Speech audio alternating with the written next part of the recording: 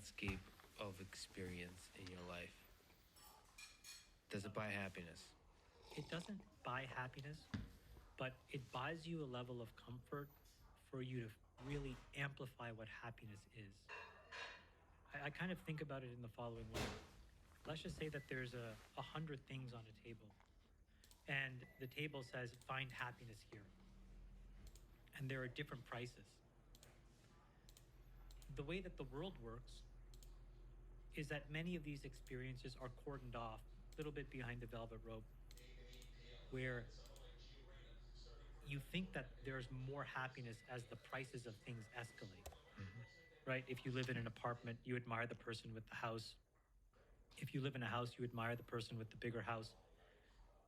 That person admires the person with, an island, right? Some person drives their car, admires the person who flies, who admires the person who flies business class, who admires the person who flies first, to private. There's all of these escalations on this table. And most people get to the first 5 or 6. And so they just naturally assume that items, 7 through 100 is really where happiness is found. And just to, tell you the finish line, I've tried 100 and back, and I've tried two more hundred to it. And happiness isn't there. But it does give you a level of comfort. I read a study, and I don't know if it's true or not, but it said that the absolute sort of like maximal link between money and happiness is around $50 million. And it was just like a social studies kind of thing that I think one of the Ivy Leagues put out. And underneath it, the way that they explained it was because you could have a home, you could have all kinds of the creature comforts, you could take care of your family. And then you were left to ponder what it is that you really want. I think the challenge for most people is to realize that this escalating arms race of, more things will solve your problems is not true. More and better is not the solution. It's this idea that you are on a very precise journey that's unique to yourself. You are playing a game of which only you are the player. Everybody else is an interloper. And you have a responsibility to design the gameplay. And I think a lot of people don't realize that, because if they did, I think they would make a lot of different decisions about how they live their life. And I still do the same thing. I mean revert to basically running around asking other people, what will make you like me more? What will make me more popular in your eyes? And I try to do it. And it never works. It is just a complete dead end. Is there negative aspects to money?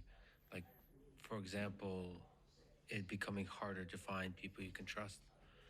I think the most negative aspect is that it amplifies a 360-degree view of your personality. Because there are a lot of people, and society tells you that more money is actually better. You are a better person somehow. And you're factually more worthwhile than some other people that have less money. That's also a lie. But when you're given that kind of attention, it's very easy for you to become a caricature of yourself. That's probably the single worst thing that happens to you.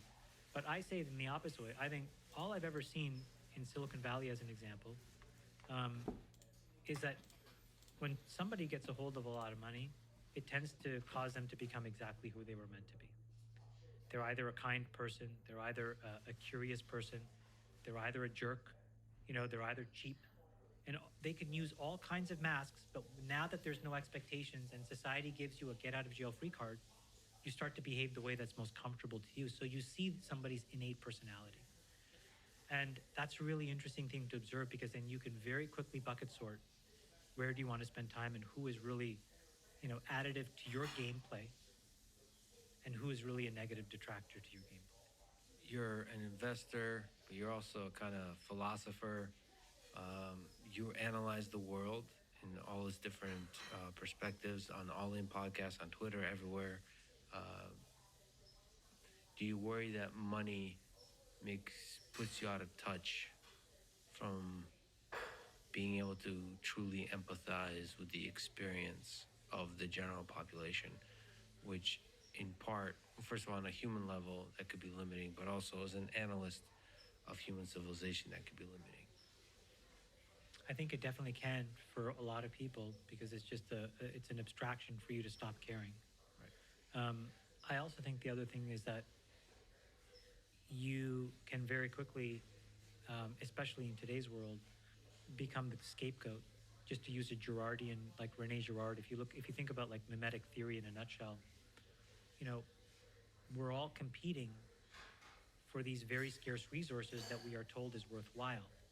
And if you view the world through that Girardian lens, what are we really doing? We're all fighting for scarce resources, whether that's Twitter followers, money, acclaim, notoriety, and we all compete with each other. And in that competition, Gerard writes like the only way you escape that loop is by scapegoating something or somebody. And I think we are in that loop right now where just the fact of being successful is a thing that one should scapegoat to end all of this, you know, tension that we have in the world. I think that it's a little misguided because I don't think it solves the fundamental problem. Um, and we can talk about what the solution to some of these problems are, but um, that's, I think, the loop that we're all living. And so if you become a caricature and you feed yourself into it, I mean, you're not doing anything to really advance